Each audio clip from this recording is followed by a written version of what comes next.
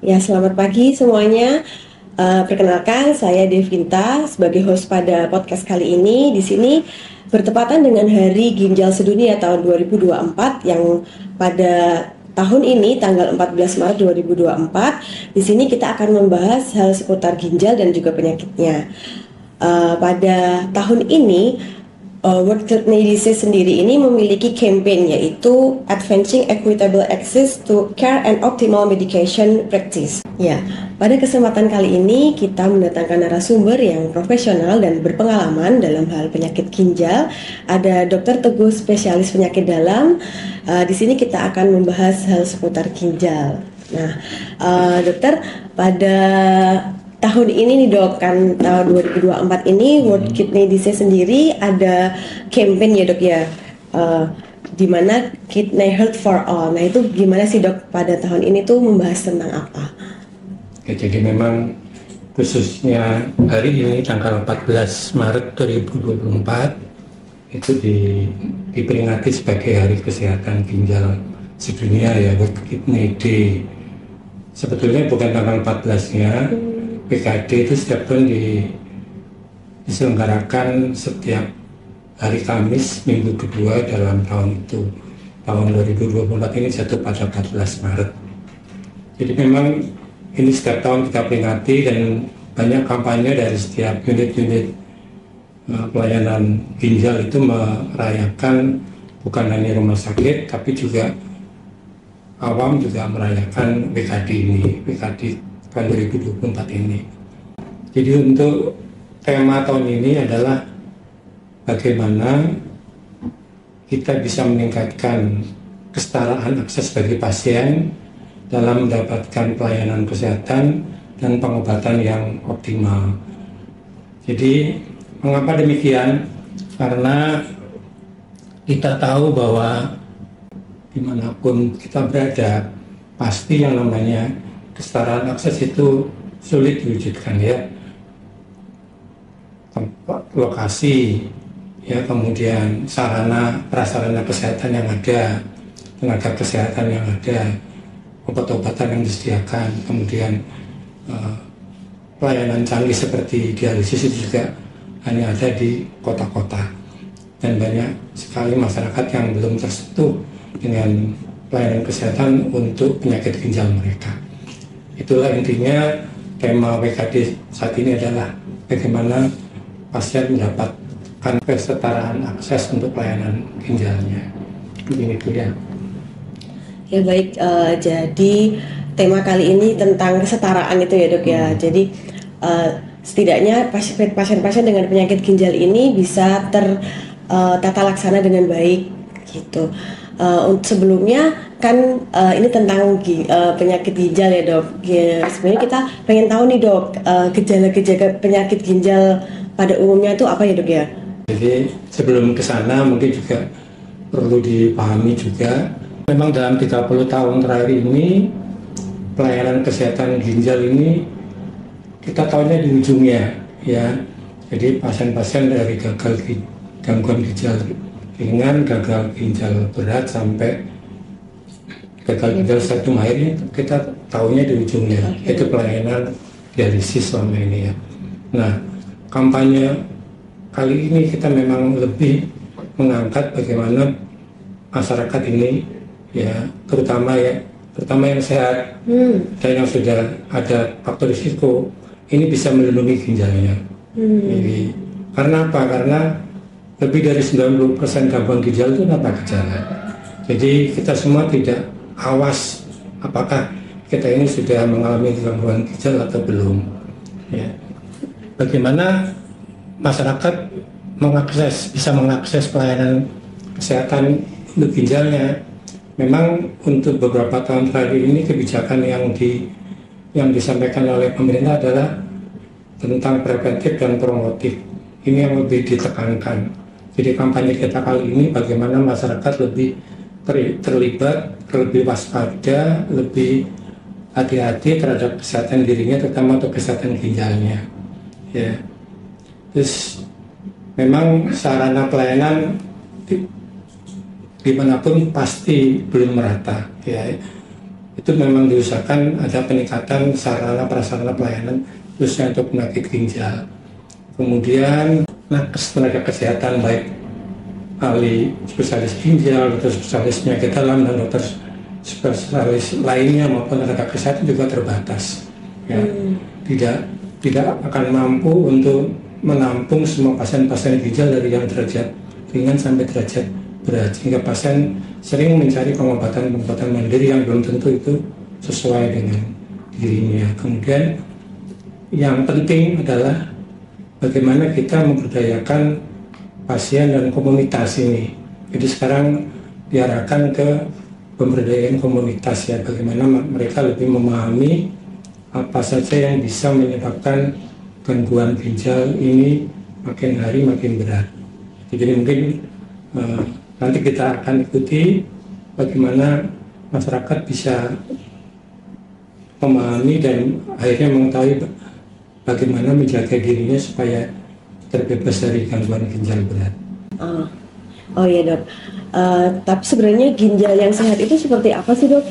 Ya, secara ginjal itu kan memang organ yang rumit ya. Ya ada 2 buah yang terletak di belakang sini ya dan harus kita tahu tugasnya itu apa. Yang jelas kan dia harus membuat urin ya. Nah urin ini biasanya sehari-hari kita anggap ini biasa ya.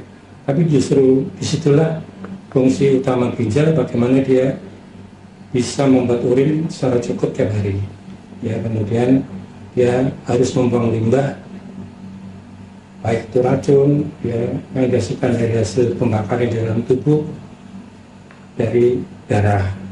Kemudian juga penting ini mengendalikan keseimbangan elektrolit dalam tubuh ya. Kemudian membantu mengontrol tekanan darah, kemudian menjaga supaya tulang kita tetap sehat, dan jangan lupa bahwa ginjal juga membantu membuat sel darah merah. Jadi menghasilkan hormon yang membantu untuk memproduksi sel darah merah kita. Nah, fungsi dari ginjalnya jadi penting banget ya dok ya. Jadi kalau untuk mengukur dari fungsi ginjal itu sendiri dok, apakah kita bisa ada pemeriksaannya gitu dok? Ya, jadi sebelum ke situ kita harus memastikan ya ginjalku ini sehat apa enggak gitu ya. Yang jelas kita harus perhatikan faktor risiko apa saja yang bisa mempengaruhi kesehatan ginjal. Misalnya kencing manis atau diabetes mellitus itu sangat mempengaruhi kedepannya kesehatan ginjal. Hipertensi atau tekanan darah tinggi itu juga ya, bila kita tidak mengobati dengan benar maka cepat atau lambat ini akan merusak ginjal. Kemudian infeksi ini yang sering didapatkan untuk kita di sini adalah infeksi atau karena batu saluran kemih. Ya, kemudian ada lagi bawaan ya, kelainan ginjal bawaan, bawaan lahir atau penyakit kongenital. Saya kira itu beberapa faktor risiko yang juga bisa mempengaruhi ginjal. Di samping usia juga itu sudah tentu makin lanjut usia kita, maka fungsi ginjal juga akan menurun. Jangan lupa juga rokok ya, sebaiknya kita menghindari rokok supaya mencegah terjadinya gangguan pada ginjal di kemudian hari. Dan berat badan itu juga harus kita kendalikan ya. Orang-orang yang super gendut atau obesitas ya, ini juga riskan terhadap gangguan fungsi ginjal. Mungkin itu penyakit jantung juga begitu ya. Penyakit jantung karena pompa jantung lemah, karena gagal jantung ini juga akan mempengaruhi fungsi ginjal. Mungkin beberapa penyebab ya. Tapi yang jelas bila kita belum atau kita tidak punya salah satu faktor risiko itu ya, tetap kita harus kontrol kesehatan ginjal kita ya. Semua ya, kita kontrol gulanya, kita kontrol tekanan darahnya, kita kontrol ya, jangan merokok ya. Kemudian juga jangan lupa bahwa untuk cermin pertama ada gangguan fungsi ginjal adalah kita bisa mengukur kadar protein di dalam urin. Dan itu sudah ada patokannya. Kemudian yang paling sederhana adalah mengukur serum kreatinin ya. Nanti ada rumusnya itu dari serum kreatinin, umur, nanti kita bisa mengukur fungsi ginjal kita ya. Berarti Secara sederhana begitu ya. karena faktor resiko itu ya dok ya, jadinya menyebabkan penyakit ginjal itu sendiri. Terus gini dok, banyak kasus kadang pasien tuh datang sudah membawa hasil lab dok. Terus tapi ujung-ujungnya dia hanya minta, dok saya gagal ginjal, kayaknya saya harus cuci darah. Nah kapan sih dok yang harusnya kita tuh pasien-pasien itu segera untuk cuci darah dan kapan hanya bisa pengobatan saja? Pada dasarnya cuci darah itu kan stadium akhir ya. Justru kita semua harus sudah tahu bagaimana fungsi kesehatan ginjal kita sejak dini, ini yang penting.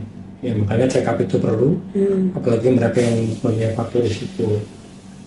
Walaupun kemudian apa yang kita obati, ya faktor risikonya itu yang pertama kita obati. Ya. Kalau kerusakannya ginjal sendiri itu tidak bisa diobati, ini harus kita garis bawahi.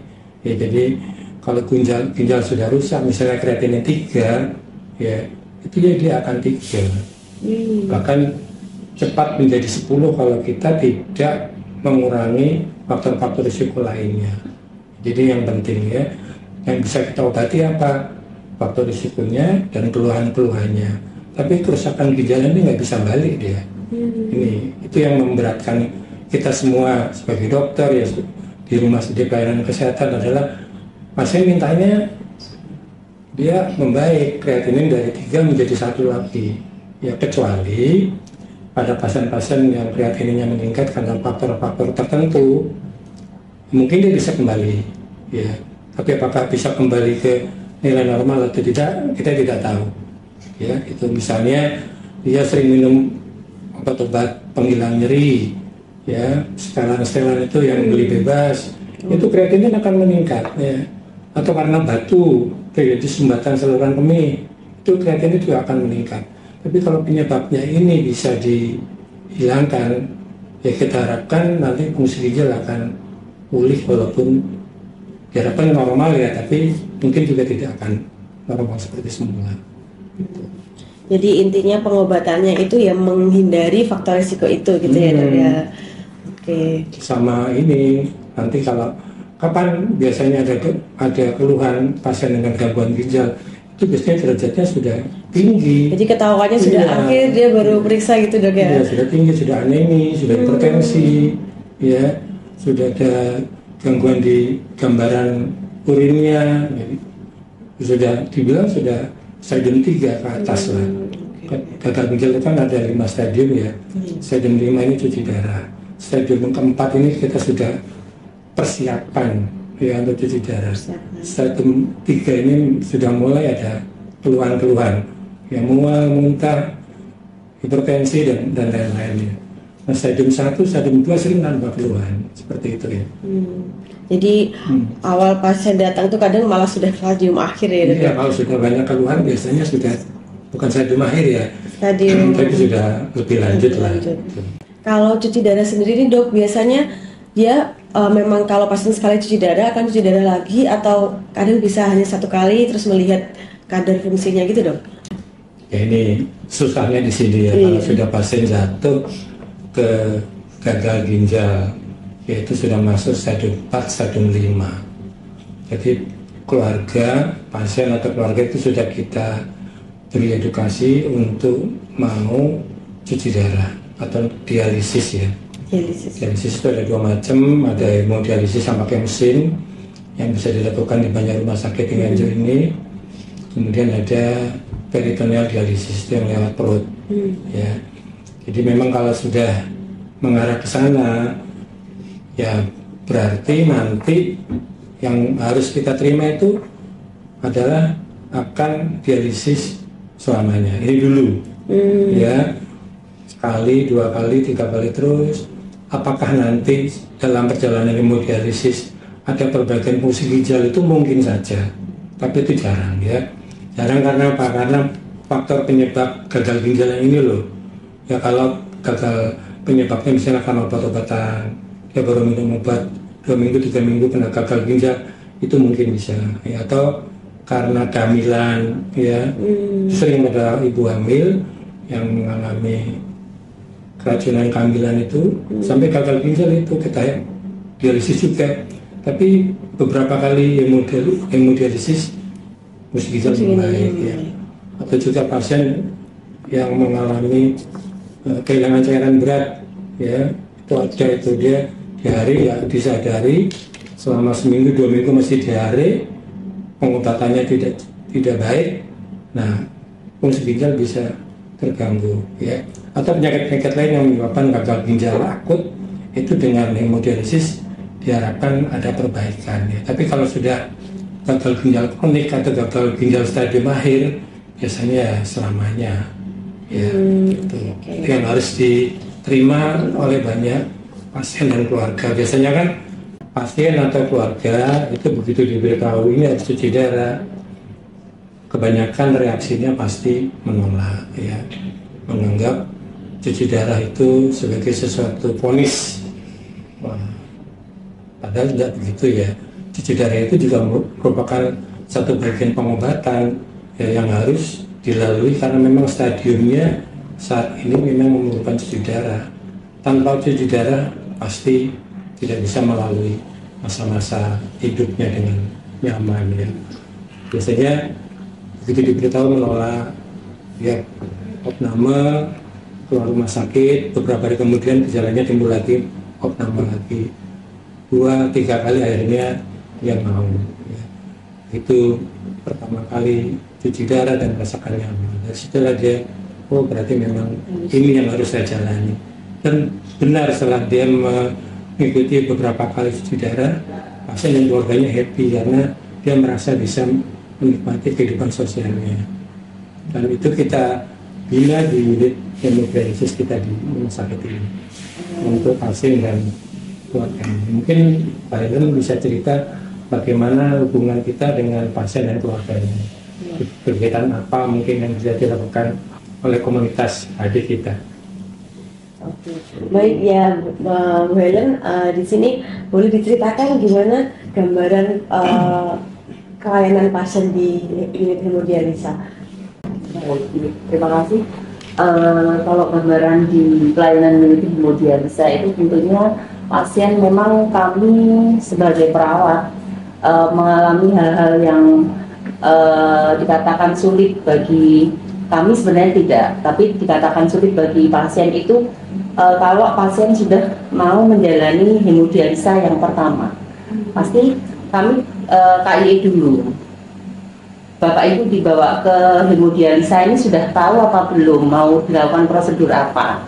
Dan kami harus meyakinkan bahwa pasien itu tahu persis di sini mau dilakukan prosedur cuci darah. Jadi kami tidak bisa menyembunyikan di sini tidak dilakukan cuci darah, tidak bisa. Jadi pasien harus sadar betul kalau misalkan pasien dalam kondisi sadar ya, maksudnya bisa diajak komunikasi, kita harus jelaskan maksud dan tujuan kami, pasien dibawa ke sini itu apa, kita harus jelaskan. Nah, biasanya memang pasien-pasien yang menjalani cuci darah pertama masuk ruang HD itu kemungkinan dalam tanda kutip pasien itu merasa minder, ya minder. Tapi kita dengan komunikasi kita baik, kebetulan situasi di ruangan kami antar pasien, antar keluarga pasien itu saling mendukung. Jadi nanti ketemu lagi HD berikutnya pasien baru itu pasti sudah bisa membaur dengan pasien yang lainnya. Jadi kekeluargaan mereka, kekeluargaan kami di unit hemodialisa antar pasien, keluarga, dokter itu sangat kita pelihara. Tujuannya apa? Biar pasien itu tidak merasa sendiri di situ. Jadi unit hemodialisa ini jadi seperti keluarga gitu ya, Bu ya? Betul, karena kami ketemu kan dengan pasien itu terus ya, seminggu 2 kali itu. itu kan tadi dari unit hemodialisa sendiri ya. Kalau dari dokter Nikan mungkin ada gambaran pasien di ruang rawat inap terkait dengan penyakit ginjal ini sendiri gimana ya dok di ruang rawat inap itu? Ya, terima kasih Dokter Devita. Kalau di ruang rawat inap sendiri memang semakin kesini saya rasa, bukan saya rasa ya, memang kenyataannya angka kejadian penyakit ginjal itu cukup meningkat, terutama pada usia-usia yang produktif. Ya, mungkin seperti dijelaskan Dokter Teguh tadi kan banyak faktor resikonya ya, yang menyebabkan ke sakit ginjal itu sendiri. Nah, kadang mungkin 90% penyakit ginjal kan tidak ada gejala ya. Jadi ketika pasien datang ke rumah sakit itu kondisi sudah komplikasi, sudah muncul komplikasi ringan sampai berat ya.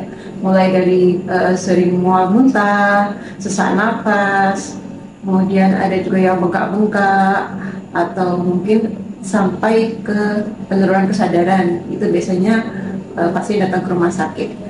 Dan karena komplikasi yang berat itu akhirnya banyak sekali konsulan dari ruangan untuk cuci darah, tindakan cuci darah. Kami sendiri di ruang cuci darah itu setiap hari bisa menerima 2-3 konsulan pasien baru. Jadi pasien dari ruangan yang membutuhkan cuci darah. Kemudian tapi di sini kita juga ada kendala ya, dengan meningkatnya pasien itu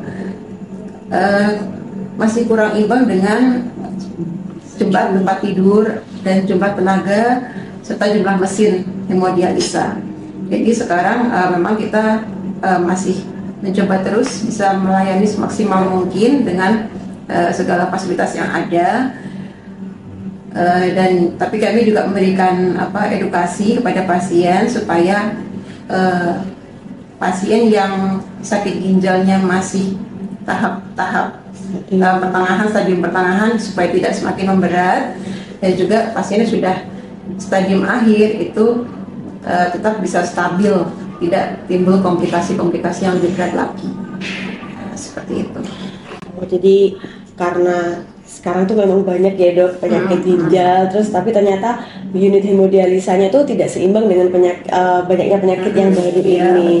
Jadi karena pada tema kali ini kan penyetaraan gitu ya dok ya, kira-kira ada kebijakan gitu nggak dok terkait dengan pelayanan hemodialisa itu sendiri? Ya kalau penyetaraan itu sekarang harus mulai di tingkat pelayanan dasar ya, karena lebih ke arah promotif dan preventif. Jadi sekarang meningkatkan fungsi pelayanan dasar, pelayanan primer ini untuk bisa mengobati sejak dini faktor-faktor risikonya. Ini diperkuat oleh kebijakan ya. Baru nanti kalau sudah memang memerlukan pengobatan lebih lanjut baru ke rumah sakit.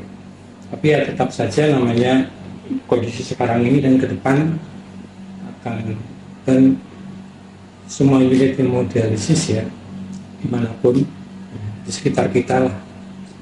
Di Nganjuk aja ada 3 unit HD, semua sudah full. Ya bahkan daftar indennya sudah lebih dari 50. Ya, lebih dari 50. Banyak juga kan, ya? Iya, kan nggak enak kita mendahulukan siapa. Ya pasti ini yang menjadi kendala kita. Banyak yang entah karena hubungan keluarga, entah karena faktor lain minta didulukan. Tapi kalau memang pelayanannya penuh, semua mesti terpakai dalam 2 shift, bagaimana kita akan mengeluarkan satu pasien lain? Kalau tidak dia meninggal, ya kan? Ini yang kita sampaikan kepada mereka bahwa memang problem kita adalah sekarang di pelayanan, sehingga untuk kesetaraan memang masih jauh dari harapan setiap pasien. Ya. Pemerintah sudah menjamin bahwa sekarang pasien-pasien baik cuci darah maupun peritoneal dialisis itu bebas bayar ini CKN. Bahkan sekarang CKN juga menanggung pasien yang mau transplantasi ginjal ya. Tapi memang syarat ketentuan yang berlaku ini mungkin masih berat ya, walaupun pemerintah sudah memberi jaminan ada bantuan untuk pasien transplantasi ginjal. Oh ya, tadi sempat menyinggung tentang peritoneal dialisis ya dok. Itu kalau di Nganjuk sendiri belum ada ya dok berarti? Jadi pada dasarnya sekarang unit kita namanya bukan unit hemodialisis lagi ya, tapi unit dialisis. Oh baik dok. Jadi kita juga melayani hemodialisis. Dialisis sudah dua kan, hemodialisis sama peritoneal dialisis. Nah yang hemodialisis ini yang sekarang kita lakukan. Yang peritoneal dialisis ini kita sebatas konsultasi. Kalau memang nanti ada pasien yang kita jaring mau untuk melakukan peritoneal dialisis itu dialisis yang melalui perut nanti pertukaran cairannya sehingga bisa dilakukan di rumah. Ya ini kemudahannya, ya nggak usah. Dan karena keterbatasan mesin hemodialisis, maka sebaiknya pasien mulai mau untuk memilih peritoneal dialisis. Ini nggak terbatas. Ini juga dijamin BPJS. Dijamin ya BPJS. Dia bisa di rumah, nggak ngerepoti siapa-siapa. Yang penting rumah bersih, ya nanti vendor akan mengirim cairan ini ke rumah. Udah. Jadi paling kita mengurusi administrasinya saja. Ya, seperti itu. Jadi peritoneal dialisis memang kita harapkan banyak pasien yang sudah mau memilih ke sana. Jadi ada pilihan peritoneal dialisis juga menjadi salah satu penyetaraan juga ya dok ya. Jadi bisa ada pilihan lain selain hemodialisis. Kalau transplantasi ginjal sendiri dok, itu gimana ya dok prosedurnya atau gimana? Transplantasi memang panjang ya karena menyangkut cangkok organ. Jadi nanti screeningnya lebih banyak dan bertingkat. Yang penting screening di sini paling tidak pasiennya ada, calon donor ada. Ya. Nanti kan screening macam-macam tuh, ya di samping screening kejiwaan, juga screening untuk pemeriksaan darah yang lain ya. Baru nanti kalau sudah sesuai baik dari aspek psikologis, hukum, kemudian laboratorium cocok, baru nanti direncanakan transplantasi ginjal. Jadi mungkin ini yang terbaik ya untuk terapi pengganti ginjal, karena dia memang sudah menyerupai ginjal aslinya. Tapi ginjal pasien donor bisa kerabat, bisa saudara, bisa orang lain, ini yang dicangkokkan ke tubuh pasien. Ya, satu saja, enggak dua-duanya. Ya. Nah kemudian apakah masih perlu obat? Perlu, karena pasien transplant itu risiko terbesar adalah penolakan. Ya, penolakan dari ginjal donor ini, sehingga harus diberikan obat terus-menerus seumur hidup untuk mencegah reaksi penolakan. Itu yang paling utama. Sudah tentu yang lain juga tetap diobati, kalau hipertensi diobati seperti itu. Intinya itu. Jadi yang penting mau dulu, nanti kita fasilitasi. Soal berapa biayanya memang masih angka ratusan juta, tapi ada bantuan dari BPJS. Oh ini dibantu juga dok dari BPJS. Seberapa besar bantuannya saya belum tahu, tapi nanti kalau sudah ke unit transplant nanti bisa lebih jelas ya. Yang penting ada yang mau donor, mau dulu gitu ya dok ya. Oke. Terus ini dok terkait ini kan tentang gangguan ginjal. Nah saya kan perempuan dok, ada nggak sih resiko pada perempuan terhadap penyakit gagal ginjal ini, dan tantangannya apa ya dok pada pasien perempuan ini dok? Ya jadi memang kalau dilihat data dunia ya, jumlah angka kesakitan pasien ginjal itu pada wanita lebih banyak. Walaupun tidak banyak bedanya, juga pertambahan usia juga makin banyak. Jadi yang jadi perhatian kita adalah sekarang ibu-ibu usia muda ini, ya, atau wanita usia muda yang sudah ada gangguan ginjal sejak dini, sejak awal. Ya.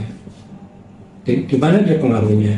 Yang pertama pada tingkat kesuburan, ya pasti dia akan menurunkan tingkat kesuburan kalau memang dia mengalami gangguan ginjal. Makin berat gangguan ginjal akan meningkatkan tingkat kesuburannya. Terus apakah pasien dialisis masih bisa punya anak? Teoritis bisa ya, dan ada pernah ada. Oh, kita punya pasien ya? Pernah ya? Pernah. Jadi kita sendiri pernah merawat pasien dengan hamil, kemudian punya anak juga dengan cuci darah. Nah, kemudian yang lain kehamilan, tadi di tingkat konsepsi ya, di tingkat kesuburan, kemudian di tingkat kehamilan. Risikonya apa? Itu tadi yang orang awam bilang keracunan kehamilan ya, atau preeklamsi itu. Ya, kalau preeklamsi berat, pasti arahnya adalah ke gangguan ginjal. Ya, gangguan ginjal akut ini. Beberapa kali kita merawat pasien preeklamsi berat, kreatinin sampai di atas 10, urin tidak keluar, yang protein di urin itu sampai positif 4, ini harus cuci darah. Dan itu harus segera dilakukan dengan cuci darah. Betul, beberapa pasien yang kita lakukan cuci darah dengan preeklamsi berat ini kondisinya membaik. Ya, bahkan belum ada catatan yang mengalami di reguler ya. Berapa kali, 3-4 kali kita evaluasi terus, kita ikuti. Kalau sudah kreatinin di bawah 2, biasanya kita perpanjang jadwalnya, atau bahkan kalau masih bagus jadi 1, ya bisa kita tunda untuk hemodialisisnya ya. Nah, itu jadi makin bertambahnya usia juga wanita pasti akan mengalami gangguan seperti itu. Jadi yang penting itu pada wanita ya risiko penyakit autoimun itu lebih banyak pada wanita ya. Lupus gitu ya. Jadi lupusnya kritis ini sering kita kita bukan salah diagnosis ya, karena dia datang pada stadium akhir ya, nggak sadar kalau dia lupus. Kalau dia tadi lupusnya betul ginjalnya bisa lebih membaik, tapi kita pikir dia ada gangguan ginjal ya, gitu, sehingga kita tidak mengikuti bahwa dia sebetulnya adalah penderita penyakit autoimun. Ini juga kadang-kadang memerlukan cuci darah ya. Jadi pada wanita itu juga harus lebih waspada karena kadang autoimun nggak kelihatan, malah kelihatannya di stadium akhirnya gitu. Terus gimana ya dok, bagaimana cara kita untuk mencegah agar tidak terjadi penyakit ginjal itu dok? Gimana cara mencegahnya itu dok? Ini buat kita semua ya, kan buat dokter nih. Buat kita, jadi ada 8 golden rule, 8 aturan emas ya untuk kaum awam ini supaya kita terhindar dari gangguan ginjal.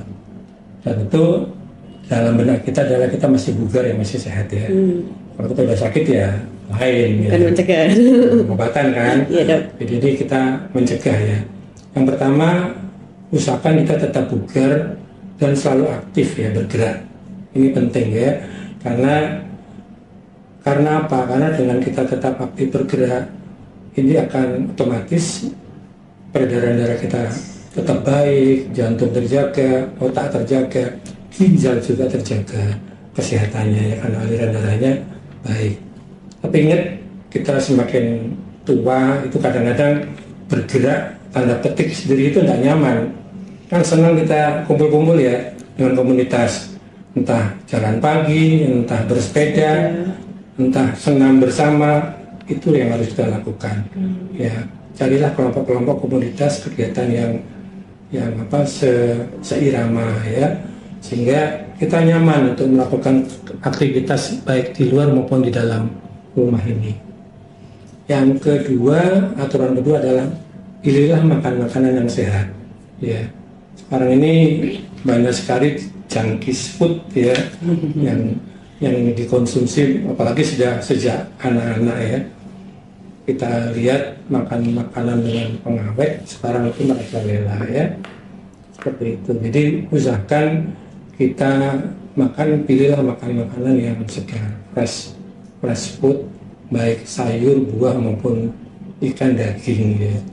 Pada intinya adalah asupan ini harus seimbang.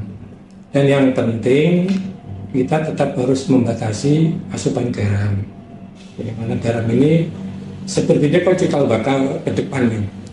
Per orang itu paling tidak 1 hari itu 1 sendok teh garamnya, 5 gram garam sehari. Sering kan kalau kita makan soto di warung kok kurang asin ya, kita tambah garam. Nah itu sebetulnya jangan menjadi kebiasaan ya. Kemudian aturan ketiga, periksa dan kendalikan gula darah. Jadi di samping garam, yang juga kita jaga sekarang adalah makan makanan yang manis. Ya, kalau perlu hindari kopi tanpa gula, ya, misalnya teh juga tanpa gula, ya, karena makin lanjut usia maka metabolisme gula ini akan menjadi lebih berat. Ujung-ujungnya nanti kita malah mudah terkena penyakit kencing manis. Kemudian aturan keempat, kita harus juga rutin memeriksakan diri, terutama tekanan darah, ya. Jadi nggak usah tiap hari, nggak usah kadang-kadang hari sampai 2 kali, enggak, ya. Jadi paling tidak kalau kita sudah tahu tekanan darah kita normal itu berapa sih? Di bawah 130 tekanan atasnya, dan tekanan bawahnya itu di bawah 90, ya. Itu sudah baik. Jadi kita bisa ulang, nggak ada aturannya memang, tapi beberapa saat kemudian bisa sebulan sekali kita cek gitu ya tekanan darah. Kalau memang sudah di atas 140/90, berarti kita sudah mulai untuk mendapatkan pengobatan, ya, baik itu pengaturan gizinya maupun untuk obat-obat anti hipertensinya. Dan ini yang susah, ini yang kelima, jangan merokok. Ya, sering didebat nih, nggak ngerokok nggak apa-apa, tapi vape boleh. Ya, mungkin itu untuk 2-3 tahun yang lalu itu di YouTube bahwa vape itu lebih baik dari rokok. Tapi kalau kita ikuti sekarang, itu resikonya untuk kanker itu sama saja, ya, kanker paru-paru. Jadi yang keenam, aturan yang harus kita jaga adalah kecukupan asupan cairan, ya. Jadi yang sampai kekurangan cairan, apalagi kalau musim-musim tertentu, ya, musim kemarau, suhu panas, paling tidak untuk orang normal itu tidak kurang 2 liter per hari kita mengkonsumsi minum, ya. Jangan cuma air, tapi juga elektrolit itu penting, ya, elektrolit yang seimbang. Sekarang banyak minuman-minuman yang menawarkan bebas elektrolit, ya, sebetulnya itu tidak alamiah, ya, tidak alamiah. Bahkan mereka menawarkan minuman free elektrolit ini sebagai minuman yang paling sehat. Enggak, ya, jadi minuman sehat tetap cairan dan elektrolit yang seimbang, ya. Jadi pada minuman kemasan itu yang mengandung elektrolit seimbang itu akan dicantumkan, ya. Kalau saya cenderung untuk memilih minuman kemasan yang mengandung elektrolit yang seimbang, ya. Yang ketujuh, ini yang sering kita temukan di lapangan, ya, jangan minum pil anti radang atau penghilang nyeri yang dijual bebas secara terus-menerus, ya. Ini yang susah, karena namanya nyeri ini pasti terus-menerus. Ya, saya habis minum ini enak, Dok, ya. Habis kerja di sawah minum ini enak, Dok, ya, terus-menerus. Itu sangat cepat sekali akan menyebabkan kerusakan ginjal, ya. Dan itu mungkin pengalaman saya untuk di sini itu termasuk yang paling besar kasusnya pasien-pasien yang mengkonsumsi jamu, pil atau racikan anti nyeri yang beli sendiri, beli bebas, ya. Bahkan anti nyeri yang diresepkan dokter pun kita harus hati-hati, tidak boleh terus-menerus. Dan yang terakhir, yang ke-8, ini, ya, kita harus memeriksakan fungsi ginjal kita secara teratur, ya, terutama bila memang sudah punya faktor risiko tinggi pada kita, ya, misalnya kencing manis, hipertensi, kita kegemukan, atau memang ada riwayat keluarga baik sakit ginjal, hipertensi maupun sakit jantung, ya. Itu saya kira kita perlu check up rutin, ya. Mungkin kalau masih normal bisa setahun sekali, tapi kalau sudah ada gangguan mungkin bisa lebih cepat, ya, bisa 3 bulan, bisa 6 bulan sekali. Mungkin itu saja sebagai penutup. Oh iya, baik, Dok. Kita siang ini. Ya, terima kasih Dokter Teguh, spesialis penyakit dalam, atas penjelasannya, Dokter Niken dan juga Bu Helen pada kesempatan kali ini. Semoga kita dapat bertemu lagi di kesempatan yang lain, dan semoga kita sehat selalu. Jaga kesehatanmu, jaga ginjalmu. Oke, terima kasih, Dok.